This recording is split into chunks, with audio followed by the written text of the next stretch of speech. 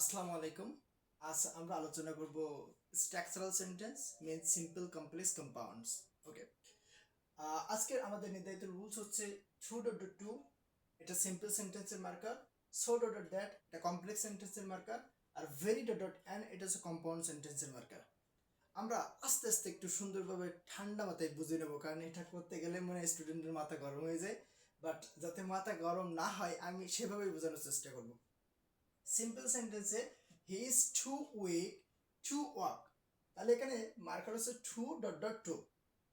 এতটুকু আমাদের সিম্পল সেন্টেন্সে আছে, আর এটা দেখেই আমাদেরকে কমপ্লেক্স সেন্টেন্স অথবা কম্পাউন্ড সেন্টেন্স করতে হবে।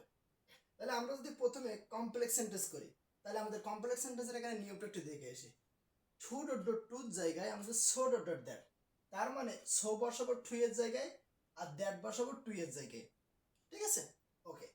তাহলে আমরা প্রথমে সাবজেক্টটা লিখে নিলাম হি, তারপরে ভার্ব আছে ইজ, এতটুকু সবাই বুঝে গেছি। এই টু এর জায়গায় বসাবো সো, ওকে। তারপরে অ্যাডজেক্টিভ আছে এটা বসিয়ে নিলাম, ওকে। টু এর জায়গায় বসাবো দ্যাট। আমার মনে হয় না কঠিন লাগতেছে। সো সাবজেক্ট ভার্ব বসিয়ে নিলাম, টু এর জায়গায় সো বসালাম, ওকে। তারপর হচ্ছে দ্যাট বসালাম টু এর জায়গায়। এবার সো ডট ডট দ্যাট অথবা সো দ্যাট যখন আমরা সেন্টেন্সে অ্যাপ্লাই করি, তখন আমাদের এই সূত্রটা বা স্ট্রাকচারটা অবশ্যই লিখতে হবে। সাবজেক্ট প্লাস ক্যাড নট অথবা could not plus V zero plus object. V zero বলতে পারবে বেস ফর্ম। এখন এখানে অপশন দুইটা আছে, ক্যান নট অথবা কুড নট। তাহলে আমি ক্যান নট বসাবো না কুড নট বসাবো? আমরা এই প্রিন্সিপাল ক্লাস এটা না, তাহলে এই প্রিন্সিপাল ক্লাসের ভার্ব কোন টেন্সে আছে? প্রেজেন্ট টেন্সে, তাহলে ক্যান নট। প্রিন্সিপাল ক্লাসের ভার্ব পাস্ট টেন্সে, তাহলে কুড নট। তাহলে আমরা অ্যাপ্লাই করা শুরু করি। তাহলে প্রথমে কি আছে? সাবজেক্ট। তাহলে এখানে তো সাবজেক্ট নাই, টুর পরে এখানে সাবজেক্ট শুধু ওয়াক একটা ভার্ব আছে, সাবজেক্টও নাই। তাহলে আমরা যখন সাবজেক্ট এবং ভার্ব কোন টেন্সে হবে খুঁজে পাবো না, মানে সাবজেক্ট পাচ্ছি না, তখন যাবো প্রিন্সিপাল ক্লাসের কাছে, যে প্রিন্সিপাল ক্লাসের সাবজেক্ট কি আছে। আচ্ছা, তারপর ভার্ব কোন ফর্মে বসাবো, মানে কোন টেন্সে বসাবো, প্রেজেন্ট টেন্সে না পাস্ট টেন্সে না ফিউচার টেন্সে, বুঝতেছি না, তখন আবারও প্রিন্সিপাল ক্লাসে চলে যাবো। প্রিন্সিপাল ক্লাসের ভার্ব যেভাবে থাকবে, পরবর্তী ক্লাসের সাবঅর্ডিনেট ক্লাসের ভার্ব সে একইভাবে বসাবো। যদি সাবঅর্ডিনেট ক্লাসের সাবজেক্ট খুঁজে না পাই, তাহলে প্রিন্সিপাল ক্লাসের সাবজেক্ট যে থাকবে তাকে নিয়ে বসাবো। তাহলে আমরা সাবজেক্ট এখানে নাই, তাহলে এখানে সাবজেক্ট আছে প্রিন্সিপাল ক্লাসের হি, তাহলে ওটা নিয়ে বসালাম হি। আচ্ছা, এবারে ক্যান নট না কুড নট, তোমরাই বলো। Can not. কেন ক্যান নট? কারণ এখানে প্রিন্সিপাল ক্লাসে বা ভি ওয়ানে আছে। আচ্ছা, তারপরে কি করব? আমাদের স্ট্রাকচারে ভার্বের কথা বলছে, তাহলে ভার্বকে ওয়াক বসিয়ে দিলাম।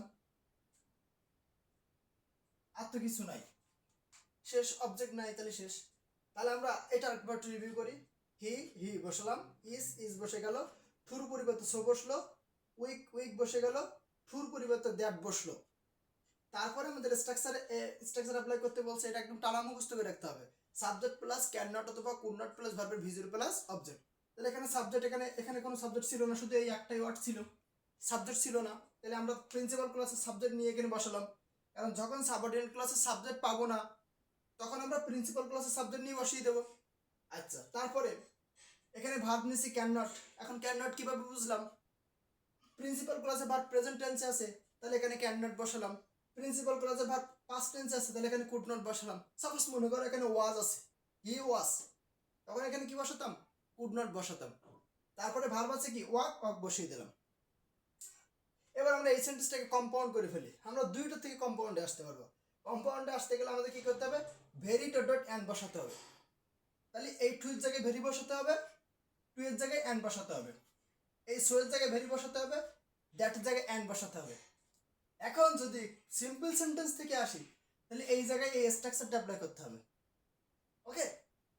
তাহলে he is very, he is very weak, he is very weak, দ্যাটের জায়গায় and, he is very weak and. আমরা যদি এখান থেকে আসি, এই স্ট্রাকচারটা অ্যাপ্লাই করবো। আর যদি এখান থেকে আসি, তাহলে হুবাহু তো এটা বসে দিতে পারতেছি। তাহলে আমরা এখান থেকে আসা শিখি। তাহলে এখানে সাবজেক্ট নাই, তাহলে হি, কারণ এখানে প্রিন্সিপাল ক্লাসের সাবজেক্ট হি। ভার্ব ইজ, তার মানে হচ্ছে ক্যান নট, তারপরে প্রিন্সিপাল ভার্ব আছে কি ওয়াক। তার মানে আমি সিম্পল থেকে আসলে এই স্ট্রাকচারটা অ্যাপ্লাই করবো, আর কমপ্লেক্সে তাহলে তো স্ট্রাকচারই থাকবে। তাহলে খুবই সহজে আমরা বুঝে গেলাম। আমার মনে হয় না এই রুলসের কারো সমস্যা আছে। তারপরেও আমি ওয়ান শট আরেকবার আলোচনা করে দিচ্ছি। He is too weak to walk. এখন এখানে টু ডট ডট টু, এখানে সো ডট ডট দ্যাট, আর এখানে ভেরি ডট ডট এন।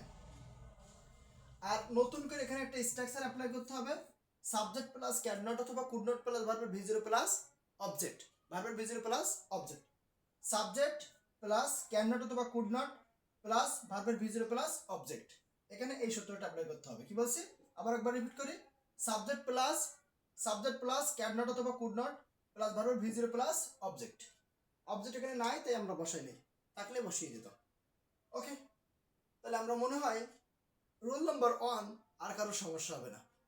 আমরা যদি একবার না বুঝতে পারি তাহলে আবারও রিপিটেশন করব, 2বার দেখব ভিডিওটা, 3বার দেখব, কিন্তু বুঝে যাবো ইনশাল্লাহ। এখন আমি আপনাদের জন্য একটা এক্সারসাইজ দিয়ে রাখছি, আপনারা কমেন্টে করবেন, আমি দেখব যে আপনাদের হচ্ছে কিনা।